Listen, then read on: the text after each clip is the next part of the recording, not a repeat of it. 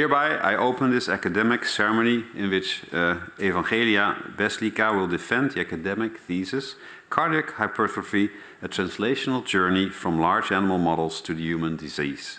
May I invite you to present a summary of your study and the conclusions of your thesis. Thank you, dear Prorector. So, dear Prorector, dear members of the Corona, dear friends, colleagues and family, thank you for your presence on site as well as online. And in the next minutes I will present you my thesis with title Cardiac Hypertrophy, a translational journey from large animal models to the human disease. And as the title suggests, we are going to focus on the heart, a vital organ that has the ability to pump or beat in order to provide our bodies with blood. And if we analyze these beats into different phases, we will see the diastole, a relaxation phase for the muscle, when the ventricles are filled with blood, and this is followed by the systole, which is a contraction phase when the blood exits from our heart to go to the rest of our bodies. And more specifically, when talking about the left ventricle, blood exits towards the aorta through the aortic valve. And now, if we take a look at the cross-sectional area of the heart, we will get this view of the valves, the 4 cardiac valves, and we are going to focus in the red one, which is the aortic valve that has the ability to open and close during systole and diastole. But the aortic valve is susceptible to some defects and can become dysfunctional in some cases, resulting in an abnormal opening and closing.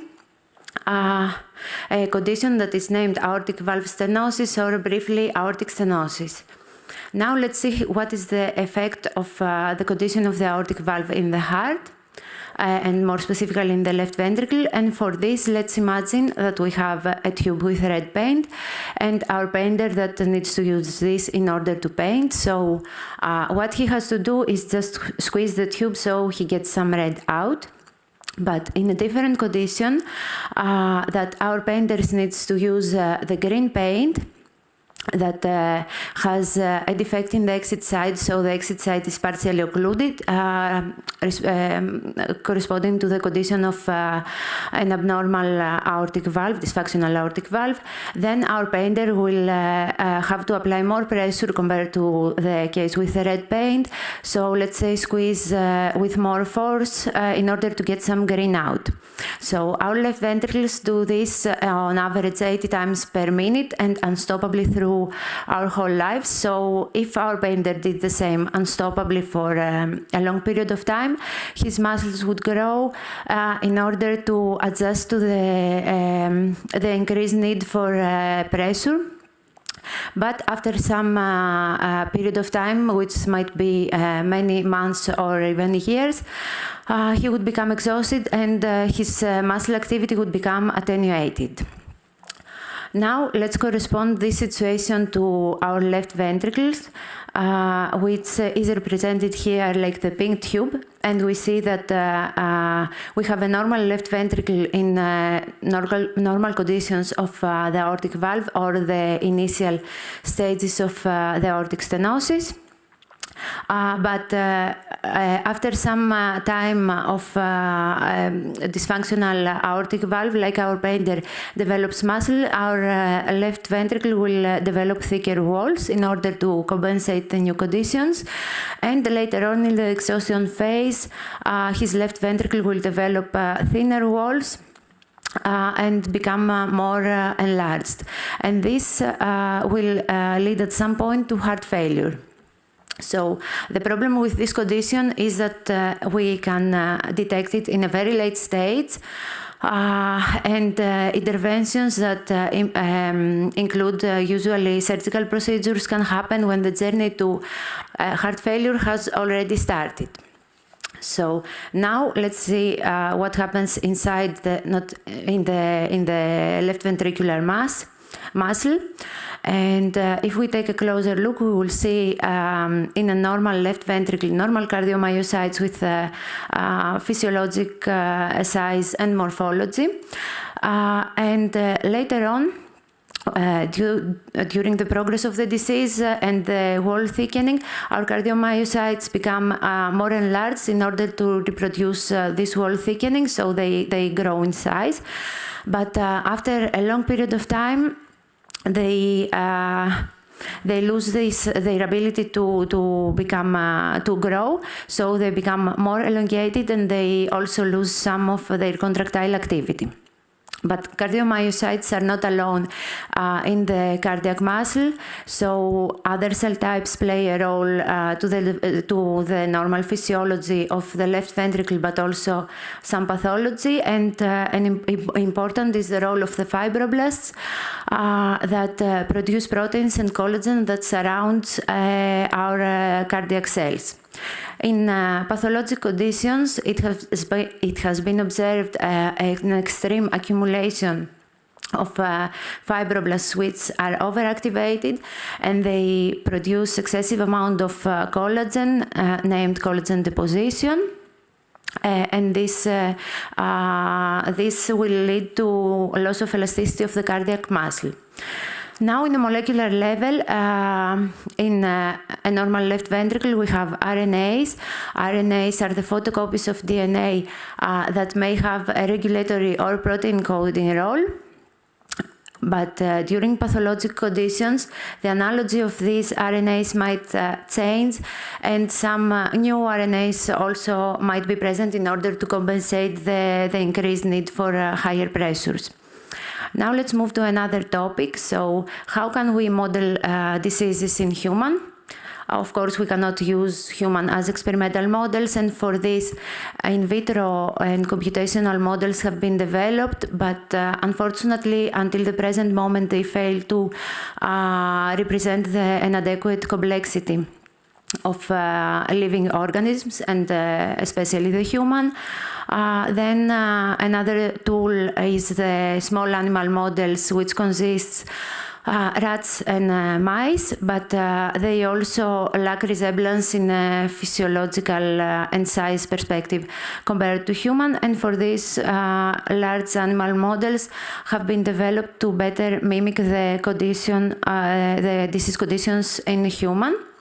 So from those, we selected the pig that provides several advantages as a model to mimic cardiac diseases, and one of these is the similarities with human in terms of cardiac anatomy and physiology. The cardiac vasculature is also the same. The disease can progress in the same way, and same comorbidities might appear. But our biggest benefit here is the size of those animals that can allow the use of human drugs and surgical equipment in order to produce surgical models of these animals to mimic human diseases. And this is what we did. So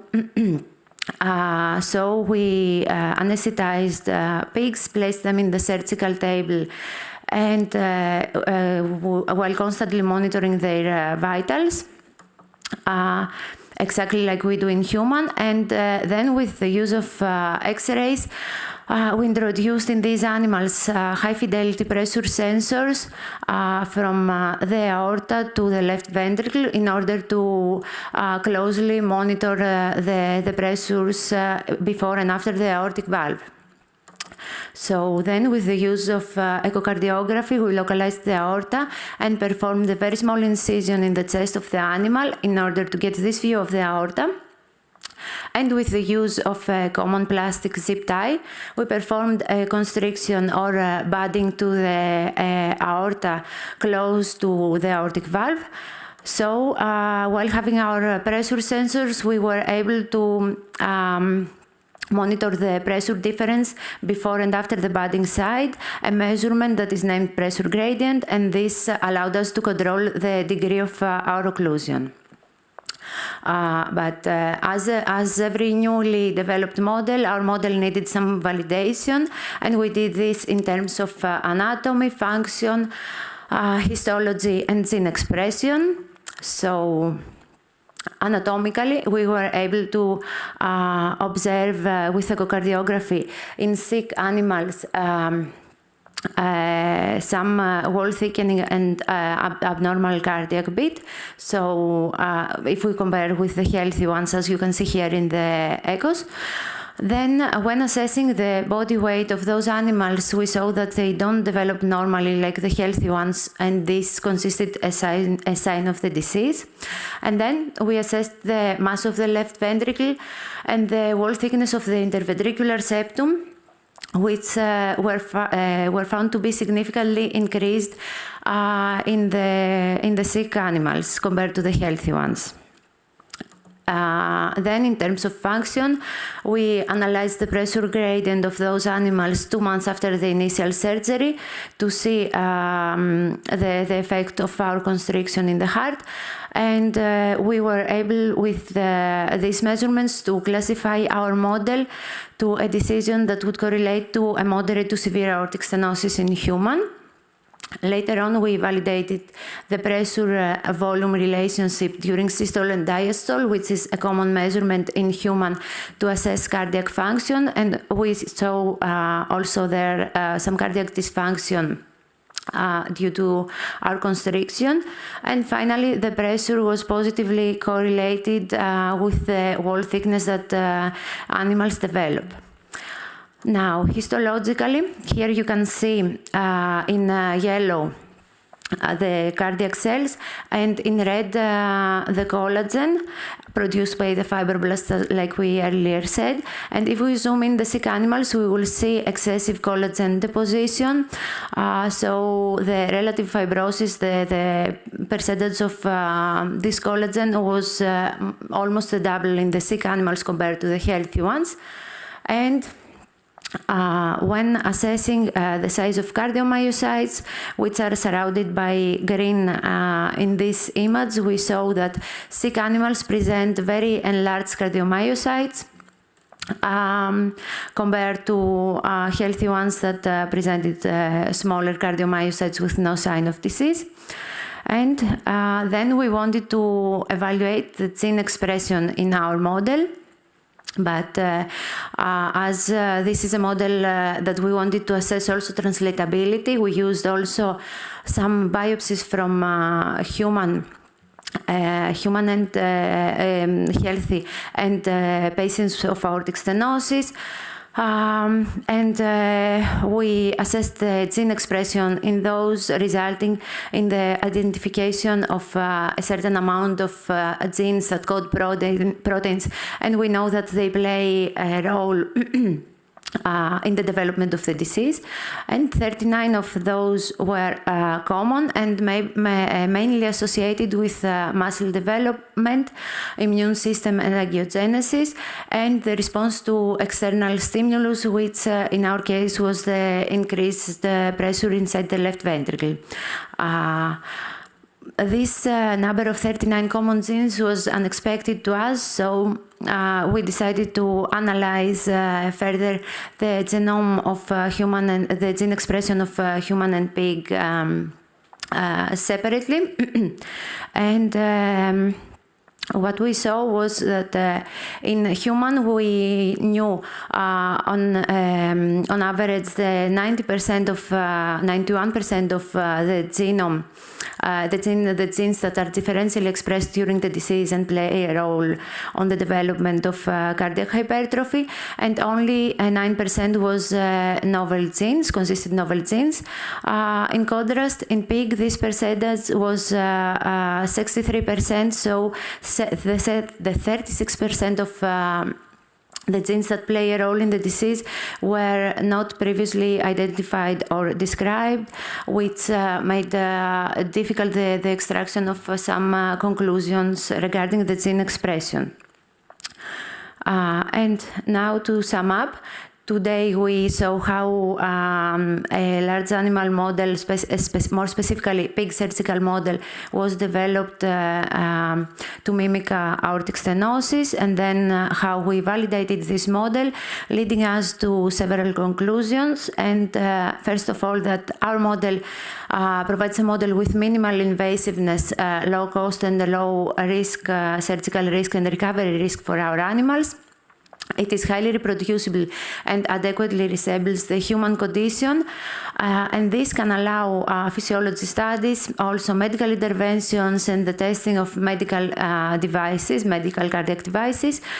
And we discovered some novel genes in human and pig that play a role during the development of the disease that can be an object of further research. And we would like to highlight the importance of the pig genome annotation in order to better validate pig surgical models that aim to mimic human diseases. And with this, I would like to thank you all for your attention, and I would like also to give the word back to the prorector. Thank you for your presentation. The opposition will now be opened by Professor Baker. He is Professor of Translational Cardiovascular Sciences at this university, and also he's the chair of the assessment committee of your thesis here today. Professor Baker. Thank you, Prorector. Dear candidates, congratulations on completing your thesis and your very nice presentation, and also congratulations to the supervisory team. I wanted to ask you some questions really around Chapter 4, which you've just discussed a little bit around the human and the pig genome. So can you just elaborate a little bit on the study design to really sort of reassure that the samples that you had from the pig model and the samples that you had from human were indeed sort of match, so you could compare them in that way? So yes, sorry. So let's start again. Highly esteemed opponent, thank you for your interesting question. So when we validated our model, I tried to make some comparisons to the human condition. So according to also the classification of aortic stenosis and cardiac hypertrophy according to the European Society of Cardiology, I checked the differences, the percentages in difference on what we saw in our sick animals compared to the healthy ones, and this led to the conclusions that we have a condition of moderate to severe aortic stenosis, and we have some cardiac concentric hypertrophy. So this was correlated to the human, our results regarding the pig model. And then we received our biopsies from human, from patients, the healthy ones, of course, they were healthy with no signs of cardiac disease. And then the diseased hearts were biopsies from human that had no other comorbidities associated to cardiac hypertrophy, associated to the cardiovascular system. And they presented a moderate to severe also degree of aortic stenosis and some kind of hypertrophy. So this is how we were able to correlate in terms of function and anatomical analysis our model with the human condition. Okay, and the samples that you had from the pig are taken from one of the segments, and you'd taken 17 or so segments from the pig heart. So why did you choose that segment? Sorry, can you repeat in the beginning? In your sampling from the pig heart, you chose, you sectioned the pig heart into different segments. Yes. And you chose, I think it was segment 2, to use to compare your transcriptome with the human samples. So why segment 2? And the second question related to that, would it be valuable to also compare the different segments at some point? Cardiac biopsies are also in human patients are also taken from this area of the heart. So we decided to use the same segment in order to have more comparable results. Probably we would not be that confident if we selected another segment of the heart, and since we had it, why not using the same area of the heart? Okay. And you mentioned during your nice presentation that the human genome is quite well annotated, and the pig genome is annotated, but much less annotation. So how did you manage that in your analysis? Was that a big limitation in your comparison? Because in your pie charts, you show much more novel genes from the pig genome, which is probably due to the poorer annotation. Correct? Yes. With human, we discover only, we saw only a few genes that have not previously described. So then we went for the pig, but in the pig we saw a lot of novel genes, and okay, we know that human genome project has started, I think, in 1990s, and then in 2003, I think it was the sequencing was complete, but until then. Until I think 2022, they were still improving the annotation part. But with pigs, the sequencing started only in 2003, so it will for sure need more time in order to have a complete pig genome annotation. So we discovered a lot of novel genes in pig that have not previously described. And this did not allow us to be secure about our comparison, because if in these novel genes are some of the genes that are also present in human during disease, we cannot know. And yes, regarding this, I tried to find every information that I could. I checked manually 700 novel genes. I was able only to find after the sequencing result, 100 of those that had a name or they were corresponding, they had orthologs in human. But apart from this, pig genome annotation is something important in order to be more confidence in terms of validation in the terms of gene expression of our model, and not only our model, similar models as well. Okay.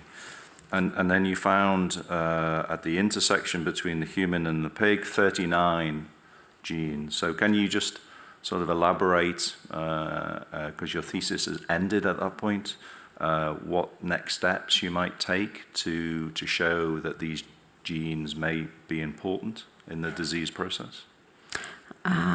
Short answer, please. Yeah, can you just repeat the question? What would you do next? What would I do next? With the common genes. With the common genes, first of all, I would wait to see if we have more common genes, and then I would try to see if we only have these 39, what is their function, what is their main. I mean, we saw that they are implicated in some specific biological processes, but I would like more to see the pathways that they might affect, because also in these genes it was not all of them were regulated in the same way. So some of those were upregulated in the human and downregulated in the pig, and the opposite. So I would like to see what, if I could, if I had time, what is its role, so we can see what mechanisms are common in human and pig. And then for the rest, yeah. All right, thank you, and I'll hand the word back to the prorector. Thank you, Professor Baker. The opposition will now be continued by Dr. Calore. She's assistant professor of arrhythmogenic cardiomyopathies at this university, and she's also a member of your thesis assessment committee. Dr. Calore. So, dear candidate, yeah. First of all, again, I also would like to congratulate you and your supervisor for this amazing work. I have some questions, and I would like to start with something about epigenetics, because I saw that from your transcriptomic analysis, you also found some long non-coding RNAs that were deregulated in your model. But again, you didn't have the time to investigate these further. So my question is similar to to the last question that you got, but how would you proceed, if you think it's worth it actually, to investigate long non-coding RNAs in your model? Well, how they proceed with the long non-coding RNAs. I mean, would you, for example, which would be your criteria to select the long non-coding RNAs to go ahead? Would you compare, for example, the sequence, the structure between human and pigs? Would you, I don't know, look for the function of this long non-coding? So which would be your criteria? Okay, highly esteemed opponent, thank you for your question. So I think first I would try to, regarding this, because some thoughts that I have, probably with some single nuclei sequencing, I would like to see, because we have a lot of long non-coding RNAs, in which cell type is which long non-coding RNA, and I would take it from there, and then it's a big amount of long non-coding RNA, so I would have to start from somewhere, and I believe that I would start from their function in the regulation of the rest of the gene expression of mainly of the protein coding genes, and also in the common genes, so we can. Okay, just 1 second to think. So to see how they regulate the biological processes, and if this is also different to what we can see in human, because these long non-coding RNAs might have been the reason that we saw even in the common genes different expression patterns, so compared to human always. Mm-hmm. And but okay. Apart from this, I don't have a more specific plan regarding. Listen, so as you said, you found several genes that were deregulated in different directions in pig and in human. So do you think that epigenetics can have a role on this, or on this differential regulation, or do you think that maybe this could be due to the fact that maybe you are investigating a pig model and a certain stage of the disease, and you're comparing this data with the human condition that maybe does not exactly correspond to the same stage? So can you speculate a little bit on that? Yes. Okay. So I do believe that our human and pig samples were, the hearts were in very similar condition. So I'm sorry, I forgot the question. So my question was, do you think that the fact that you found different genes, genes with different opposite expression, could be due to epigenetics, or maybe to the fact that you are comparing two different models that might be in different stages of the disease? Okay, thank you for repeating. So I believe that it is epigenetics, also genetics, a lot of differences in genome, but yes, I do believe that it is epigenetics that makes the difference in the gene expression, because in terms of function and anatomy, and also in the tissue level, we saw similar results. So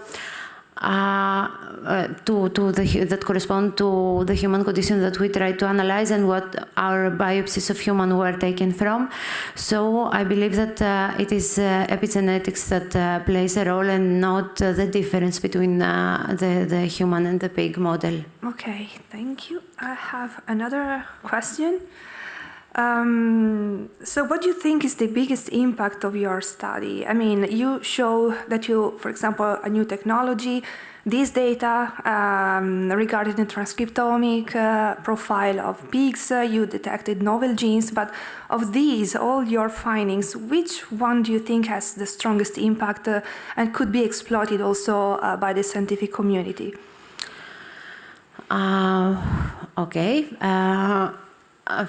First of all, I think the most important, I believe, that is the two novel protein coding genes in human, because, okay, we developed these models, but in order to study the disease in human, so two genes that we have not previously seen during the development of the disease, and they have a significant expression. For sure, it is something important. Then the long non-coding RNAs also in human. But apart from this, our model provides some benefits, and the impact in the scientific community, I would say, is that we can more respect the animals' ethics. So with this model, we minimized the pain and the suffering from the animals.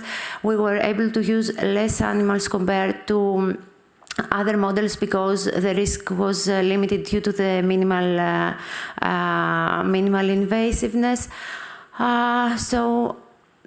Yeah, a big impact is the development of the model, I believe, and the impact, yeah, and that the genes discovered would play a role as an object of further research. So, yeah, that's my answer. Okay. Thank you. I have no other questions, so I give the word back to the prorector. Thank you, Dr. Calore. The opposition will now be continued by Professor Falcao Pires. She's Professor of Cardiovascular Sciences at the University of Porto, Portugal. She's also a member of the Thesis Assessment Committee, and this university very much appreciates your participation in this Defense Committee today. Professor Falcao Pires. Thank you very much. It's a great pleasure to argue this thesis, even if online. And I would like to start by greeting all the jury members and the prorector of University of Maastricht. Some of whom I greatly admire their work, and the others, it's a great pleasure to meet you online today. Dear candidate, it's also very nice to see you today concluding this training step. I met you in Porto, where you remained in our department for a while. Then COVID-19 struck, and I noticed this was a very tough period for PhD students, which came with a big disappointment towards science and academia in some cases. And after a rough beginning, together with an excellent supervising team that you found in Maastricht, you have made it your way. And I'm glad you could finally relate to your peers and supervisors and are here today. So congratulations on this great achievement so far. The presentation was clear, well-structured, very fluid. And I have to congratulate you by the fact that you are presenting a large animal model of left ventricle hypertrophy, especially during times and in a country that has high pressure to reduce animal experimentation. So I will move directly to chapter 2, which represents a nice compilation of aortic banding models across several species.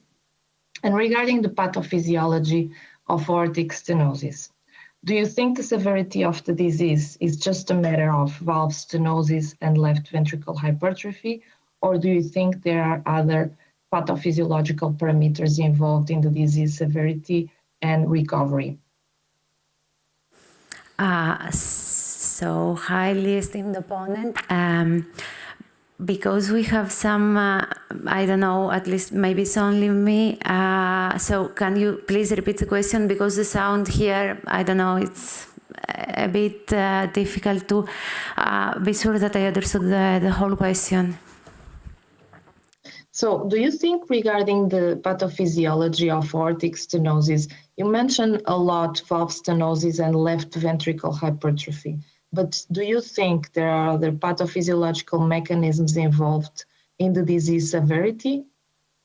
Okay, now I have a better understanding of the question. So, no.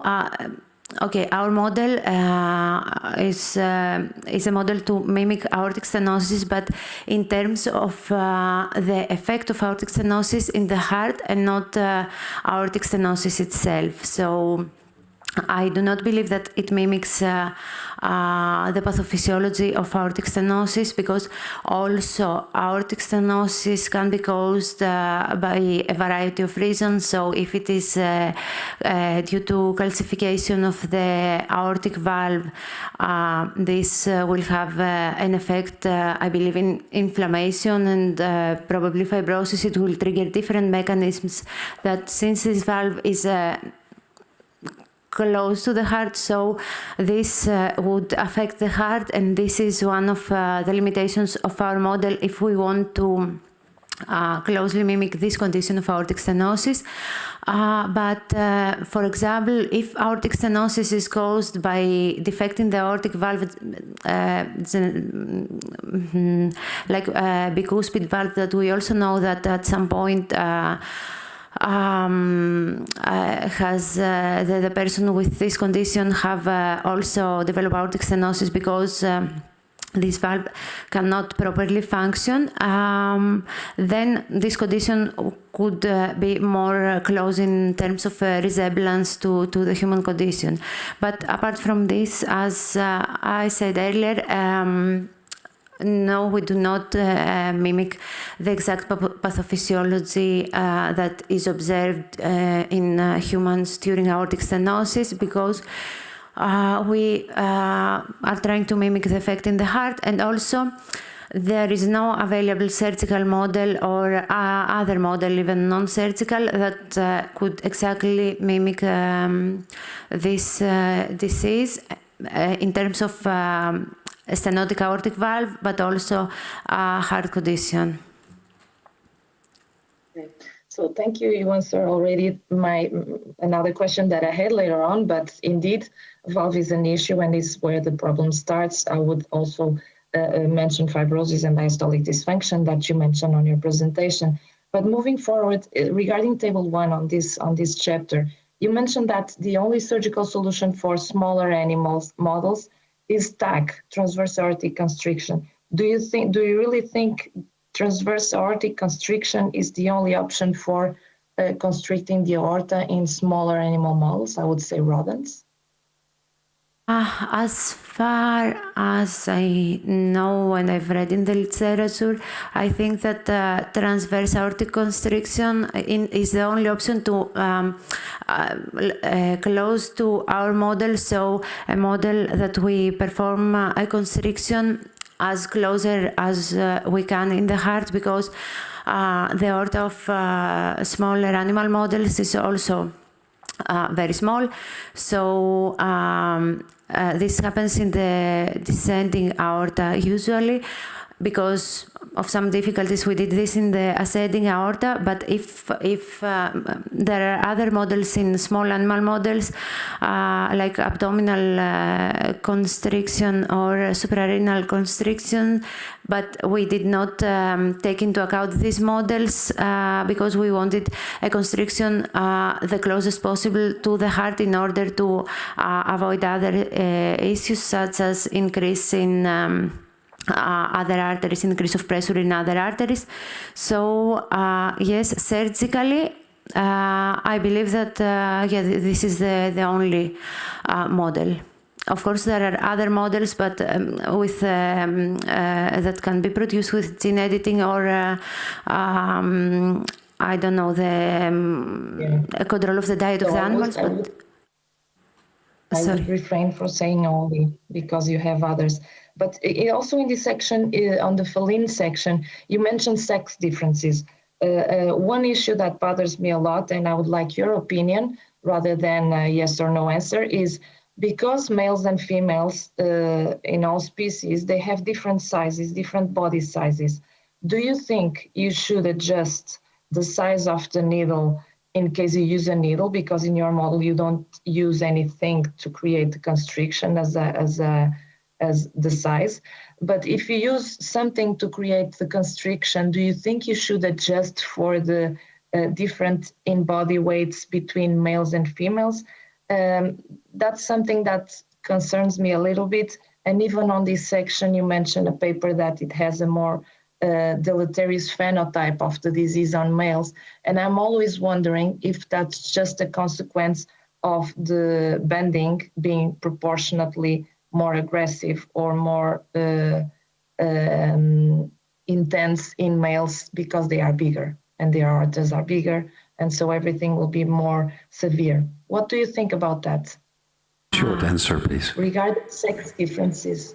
Okay, regarding sex differences, also in large animal, with my side, I did not study adequately, but also with large animal models, in some models there were observed differences, but usually, yes, it was in male, but also this is a fact that is observed in human patients of aortic stenosis. So a lot of papers say that we have more severe. No, we have. Oh, sorry. Okay, can I rephrase? So I do believe that this plays a role. But I don't know how this can play a role, because if it depends also on the size of the mice, the age of the mice, the size of the aorta. So if the mice are adults, I believe that yes, they would have a bigger aorta, so it would make a difference. But if the mice are younger in age, the difference in the aorta should be smaller. So yes, this your model is perfect for, dear candidate, your model is perfect to overcome this issue, because with the high fidelity pressure sensors, you might exactly control the gradients and the disease severity that you are imposing in males and females, right? Would you agree with this? Can you please repeat? Sorry. So that your model is a good solution for this problem, because with the high fidelity sensors before and after the constriction, you would be able to exactly control the degree of the transvalual gradient. So would you agree with me on this? Yes, because we can control this, but this, I believe, it's not an option in smaller animal models, because I don't know how feasible is it to introduce high fidelity pressure sensors in these animals. We have to continue. I have to stop your answer now. Okay. Thank you, Professor Falcao-Perez. The opposition will now be continued by Professor Gouwmans. She's Professor of Molecular Cardiovascular Cell Biology of the Leiden University Medical Center, and also a member of your assessment committee. And our university is very grateful to you for your participation here today and your long journey to the sunny south. Professor Gouwmans. Thank you.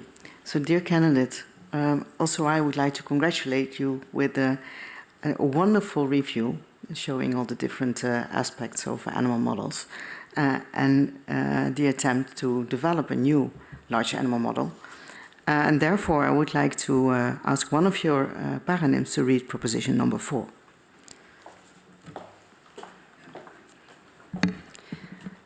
So, ethical issues and model-specific limitations are driving science towards the use of stem cells and organoid technology. However, will this ever replace animal models? Well, I must say that I'm intrigued by this proposition and would like to ask you the question: do you think that this will ever replace animal models? Highly esteemed opponent, thank you for your interesting question.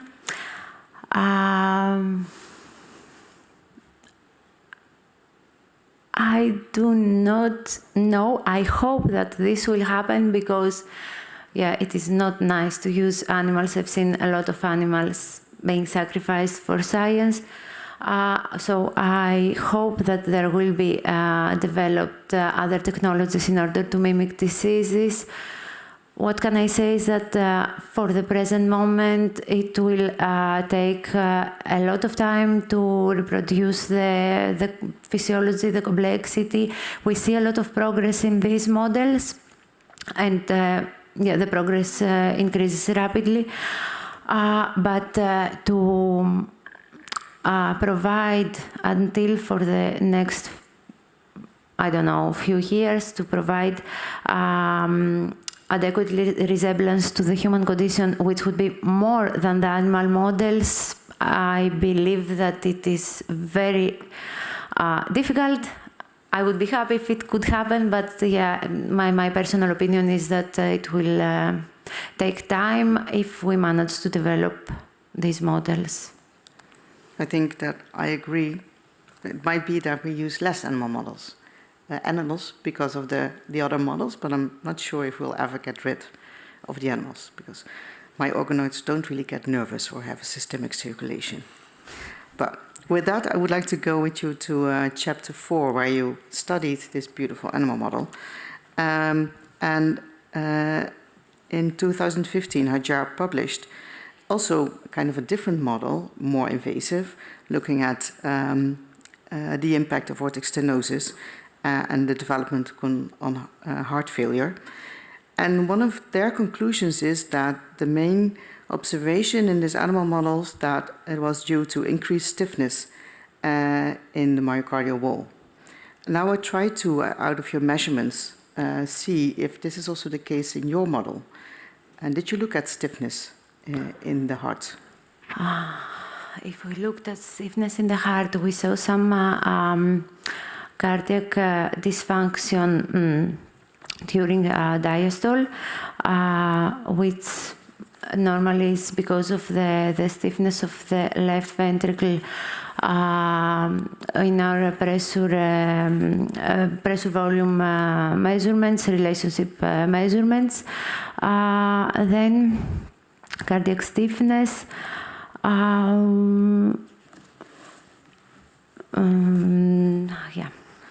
Yeah, so I believe that also fibrosis is a measurement, so the collagen deposition can indicate some cardiac stiffness, but yeah, we did not a lot of. Yeah, so normally you could calculate from E over E prime, but I couldn't see the E prime from your table, so it might be difficult. But I'm happy that you kind of already referred to the fibrosis, which of course is also a response of the wall to kind of resist against the increased forces. Do you think that fibrosis is a good or a bad thing? Nice question. So initially I believe that it is a good thing, not only in the heart, everywhere. So fibrosis is the mechanism, the first response to an injury or some indications of dysfunction, let's say. So fibrosis initially plays the role of, so in the initial stages of also cardiac hypertrophy, fibrosis is there as the increase in pressure makes the heart to quickly adjust. So fibrosis, according to Laplace law, the heart, when it has increased pressure, needs to become more stiffening. So I believe more stiff. So I believe this is the role that fibrosis plays initially, and later on also to readjust to the many different the many changes that are present during the cardiac remodeling. But the problem here, and this is why I'm referring to fibrosis probably as a bad thing, is that when we have excessive fibrosis, yeah, it can be problematic. Fibrosis, if applied in a smoother way, it is known, it's not my work, so I've read in the literature that fibroblasts can become myofibroblasts, and some of them, they do have contractile activity, so this would assist the cardiac muscle, the cardiomyocytes, but if the stimulus is very persistent and intense, I believe that this is not happening. So we have collagen deposition in order to just make the heart stiffen so it doesn't become very, very enlarged due to the pressure. Yeah, so tackling fibrosis might actually be a challenging, but maybe also a danger. So with one of the if you look at your gene profile, your RNAs, your long coding RNAs, is there also an indication that there's a difference in modulation of matrix and a possible target to dampen the fibrotic response in your model? Can you please repeat? And so from your gene profile studies, did you also see a go term towards matrix remodeling in your animals? If I saw Yeah. fibrosis, fibrotic remodeling, in terms of gene expression, Yeah. I cannot be sure. So we saw some cardiac remodeling, but we cannot be sure if this is coming from fibroblast and what exactly comes from what, as we used cardiac muscle with all the cell types. We did not separate the cells to see what happens because of fibrosis, what can be attributed to fibrosis, to so fibroblasts. Maybe it's an experiment that your follower can do. Would be nice. Okay. Thank you very much for your answers, and I give the word back to the provider. Thank you, Professor Gaumans. The opposition will now be continued by Professor Merkes. She is Professor of Cardiopulmonary Pathophysiology of the Erasmus MC in Rotterdam, and she's also a member of the Assessment Committee. And also to you, our university is very grateful for your participation in the ceremony here today. Professor Merkes. Thank you, Mr. Prorector. Dear candidate, first of all, I would like to congratulate you and your promotion team on a very nice thesis. It looks beautiful, and I know from experience how difficult it is to create and validate swine models of disease. So congratulations to that. Having said that, of course, I would like to be a little bit more critical on your model, and I would like to start off where Professor Falcao-Perez ended. I am a bit puzzled by the fact that you induce a stenosis and you see a pressure gradient of 100 millimeters of mercury, and during the end experiment, you only see a pressure gradient of somewhere between 20 and 40 or 50 millimeters of mercury. I think I know an explanation, but I would like to know what you think might be the explanation for this difference, because typically when pigs grow, they get a bigger stroke volume, so I would expect a larger pressure gradient when they're 70 to 100 kilos than when they're 20. Okay, highly esteemed opponent, thank you for your question. So, yeah, I spent a lot of days, maybe months, thinking of what could have happened there. So, I believe that we applied the initial pressure gradient of 100 millimeters of mercury. It was 90 something, but yeah, on average 100. But from another study that I'm talking about in the pig models in my chapter 2, I saw that the left ventricle quickly adjusts, so even the first hours adjust, so increasing the left ventricular cavity, and then the wall thickening starts to appear. So I believe that there was an acute reaction to this, so the hearts were trying to adjust as much as possible to the acute constriction, and after some point, But to interrupt, sorry for interruption. But what does determine the pressure gradient? What does determine the pressure gradient? What does determine the pressure gradient? If you think of it in terms of a hemodynamic resistance, what determines a pressure gradient across a band? It's like what you said in your image with the painter. Yes, but I'm not sure that I can understand what you're asking. So the green paint. Yeah. Why does the heart has to squeeze harder, or has the painter to squeeze harder to get the green paint out than the red paint? Because the exit site in our lumen with the painter is smaller, so in order to get the same amount of something, let's say the paint or the blood outside, if we have a smaller yes, We need to apply more pressure So in order it's- to get the same amount. So it's the size of the hole and the amount of paint. You agree? Yes. And what did you do when you applied the gradient? How did you position your catheter proximal to in the LV? In the? When you measured the proximal pressure, so the pressure in the LV, where did your catheter come from? From the femoral artery, so all the way to the aorta, Yeah. and then in the left So it ventricle. goes through the band. It goes through? Through the band. Yes. So what happens the minute you pull back your catheter with the area? The minute... So you at the I'm end of the procedure, no problem. At the end of the procedure, Yes. you pull back the catheter. Yeah. What happens then with the area in the band?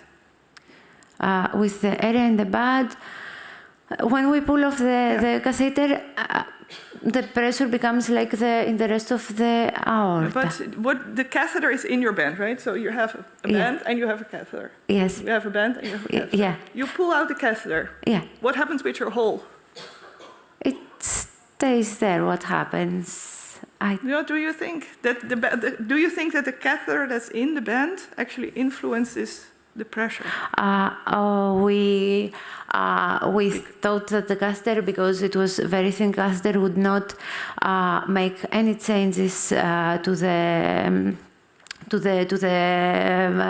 pressure measurements, because the aorta of the pigs was in a certain size and the catheter was quite small, and also we left this catheter before performing the budding, so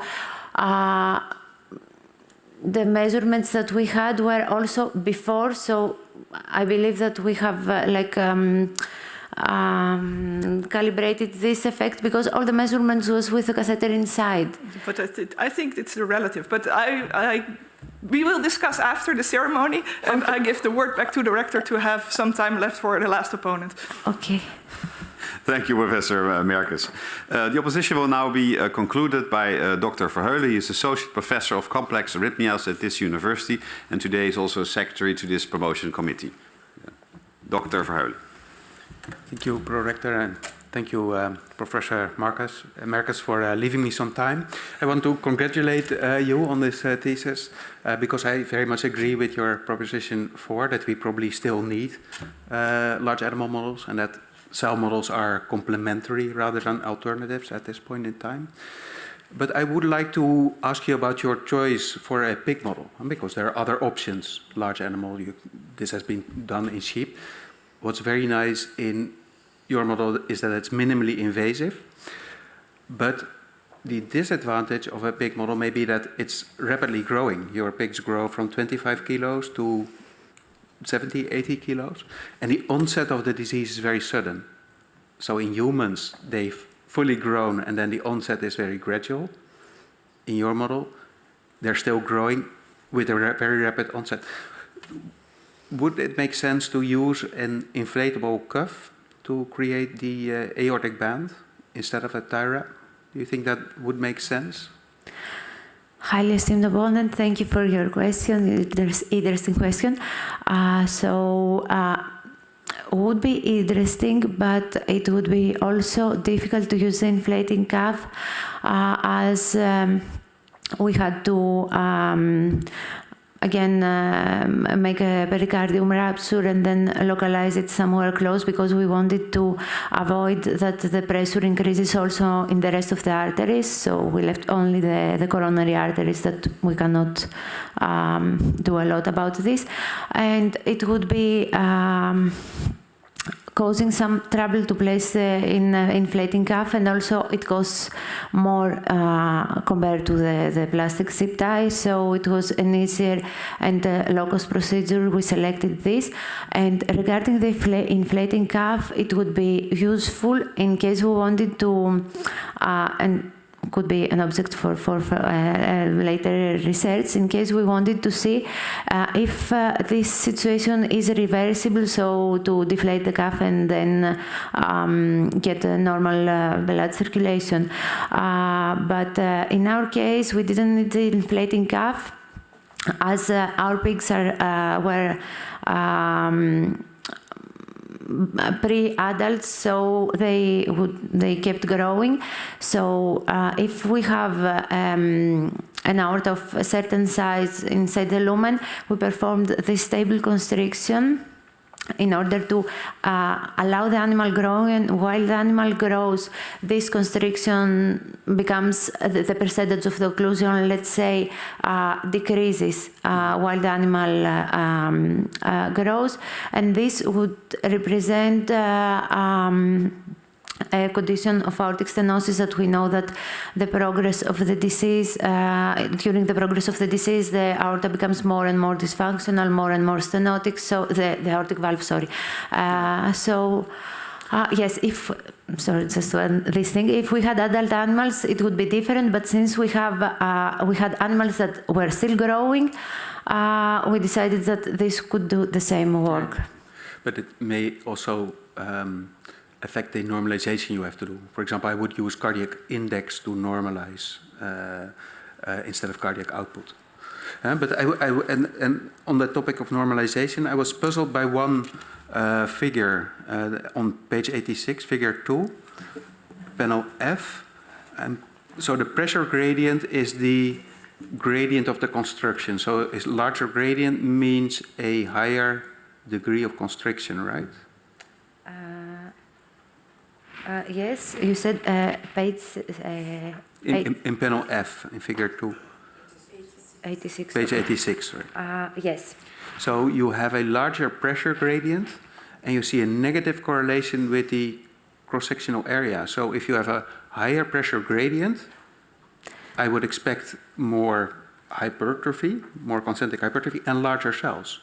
Yes. But cells become smaller if you have a higher gradient. What's your explanation for that?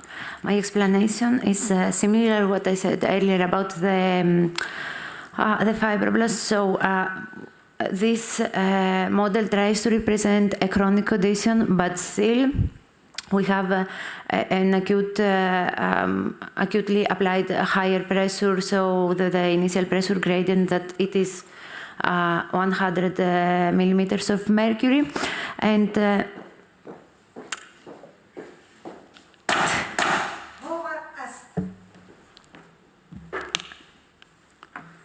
okay, can I? Evangelia Beslika, the time appointment for defending your thesis has passed. The degree committee will now withdraw to discuss the quality of your thesis and your defense. I request that you and your company await the results of our deliberations and our return in this room. Yeah.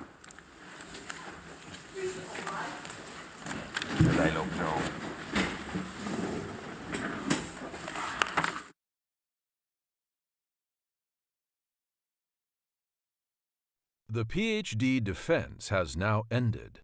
The degree committee will debate the candidate's performance behind closed doors. This process usually takes about 10 minutes.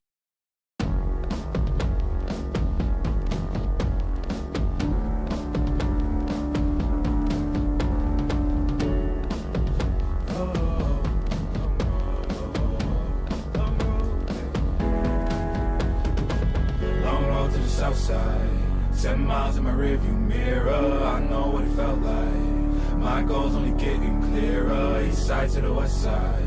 No place like home. If it's questions that you've got, go the extra mile and die.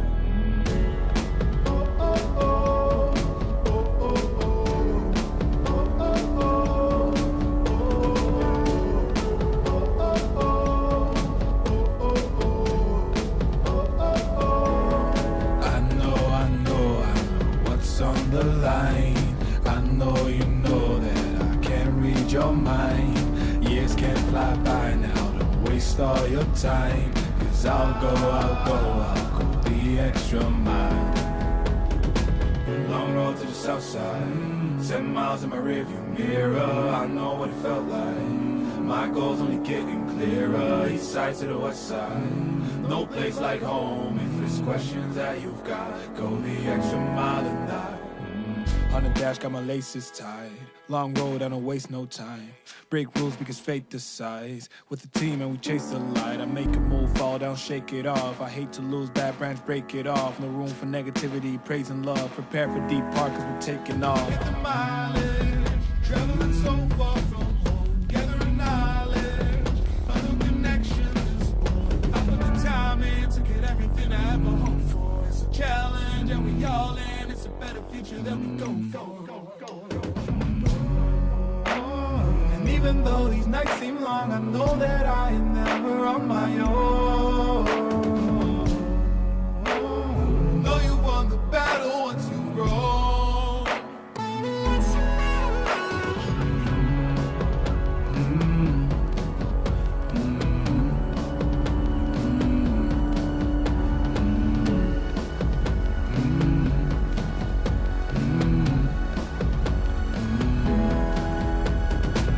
Long road to the south side, 10 miles in my rearview mirror. I know what it felt like. My goal's only getting clearer. East side to the west side, no place like home. If it's questions that you've got, go the extra mile and not.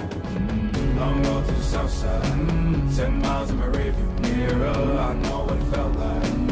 My goal's only getting clearer. East side to the west side, no place like home. If it's questions that you've got, go the extra mile and not.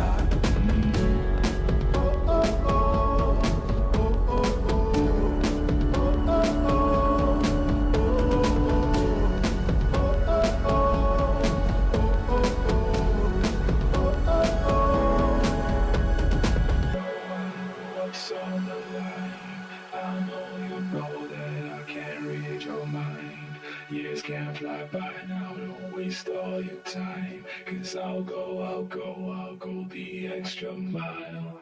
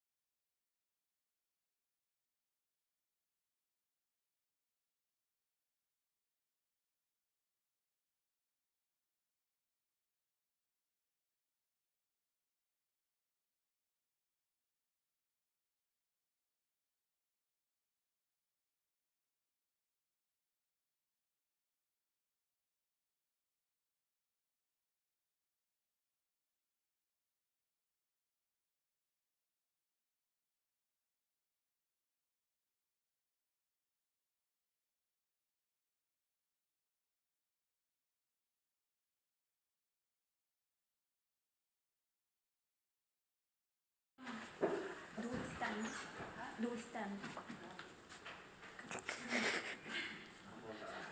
because they ask us to rise again.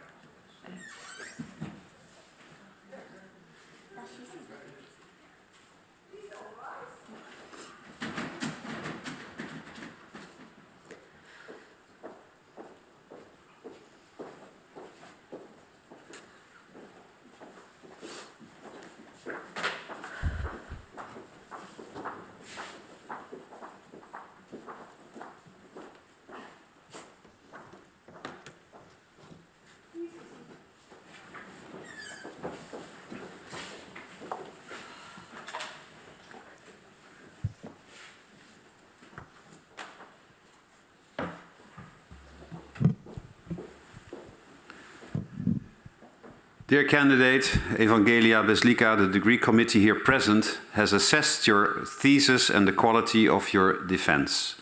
In view of its positive verdict and take into account your previous qualifications, the degree committee has decided to grant you the degree of doctor. Professor Paula da Costa Martins is authorized to confer upon you this academic distinction in accordance with Dutch university custom. I invite your supervisor to now take the floor. Please all rise.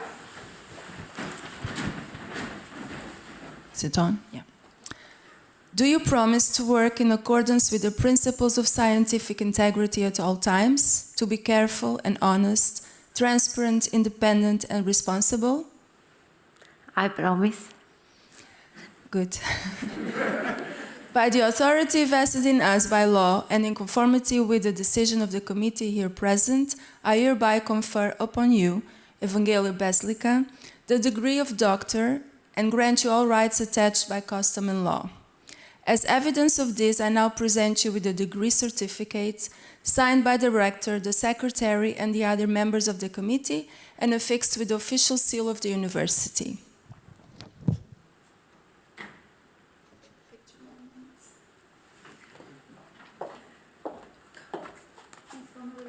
Je moet aan de voorkant staan, Paula. De voorkant bij de bloemen.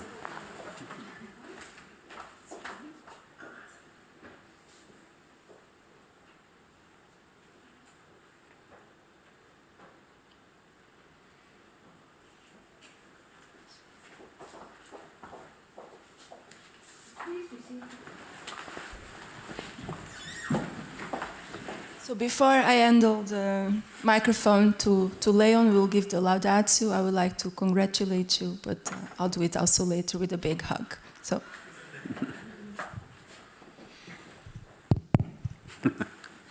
Dear young Dr. Beslika, dear Avi, it is a true honor to speak this laudatio to your accomplishments today, also on behalf of your promoter, Paula da Costa Martins. As a young Greek student with degrees in biomedical sciences and applied genetic engineering from the universities of Patras and Ioannina, I can only imagine what big challenges you experienced when you accepted a Marie Curie PhD fellowship to continue your studies in Portugal. The Marie Curie Consortium Train Hard was a group of 15 enthusiastic young people from all directions of the globe. I think we had students from every single European country, and I see a few others also in the audience today, even as far as Egypt, Iran, Cuba, and all performed their PhD in different countries.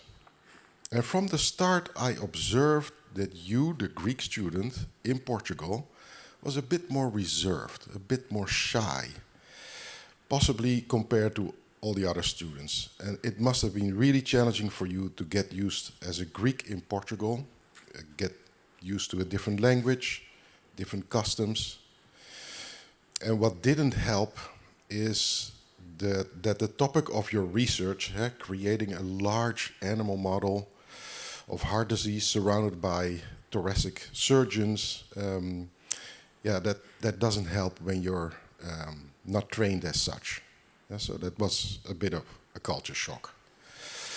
What certainly also did not help is something that almost all of us have nearly forgotten already, and that was the COVID pandemic. that started literally 2 months after the kickoff of the consortium, so that everything had to be done, converted to online meetings and social distancing and lots of uncertainties. Yeah, you remember that? Yeah, I remember. But despite these drawbacks, I saw that you slowly developed yourself. You came up for yourself in various events. You wanted to present your data, and you really were present together with your colleagues on these online organizations. And I still think that you and your 14 friends, your colleagues, are quite the heroes, yeah? That adapted to a very odd situation that happens, hopefully, only once in 100 years. Yes?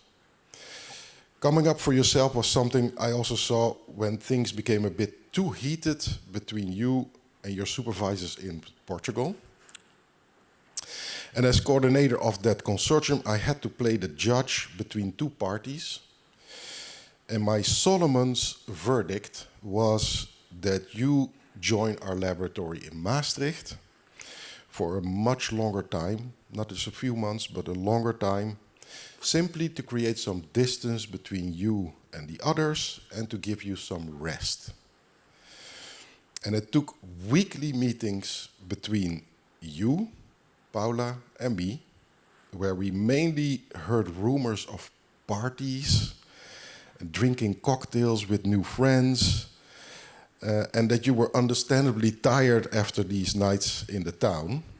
And we consistently had to remind you that you were no longer in Portugal, so leave the past adventures in the past, where they belong, and look forward. Always look forward. Focus on your studies. Focus on your PhD. Slowly, we saw yet another show of your ability to adjust. You adapted to your new environment in the Netherlands. And not only in the form of making new friends, parties and cocktails, but really you started also to see a path forward for your research, for your PhD. You worked really incredibly hard, and the results we witnessed today. Now, you are from Greece, the land, the birthplace of Homer, who wrote the epic adventures of Odysseus and his travels after the Trojan War that led him to wander around for 10 years and brought him to several unknown lands and places filled where he encountered monsters and miracles before he finally returned back home to his homeland, Ithaca, as the rightful king. Yes? Avi, I see many similarities between you and this hero, Odysseus. You also have wandered around, had many adventures far away from home, and had to consistently and constantly adjust to new situations like a modern-day Odysseus. I know I also speak on behalf of your promoter, Paula da Costa Martins, that we are proud of what you accomplished, and we are very happy that you finally managed to sail back to your homeland, where you can now tell others about your own heroic stories in these far, far away lands. Congratulations. Thank you.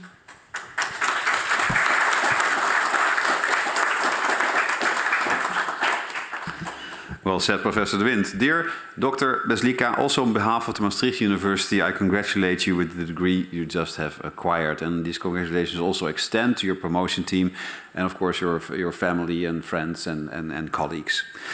So, after this ceremony, I would like to invite the audience to go outside to a sunny reception, and the family, immediate family, stay here for some picture moments. I would like to thank the committee, the Defense Assessment Committee, for their hard work and commitment for their participation here today, especially external members. Thank you very much. And with that, I close this ceremony.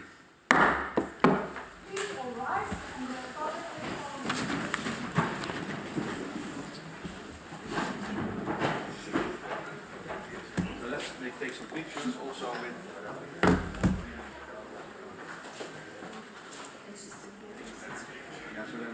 Recording stopped.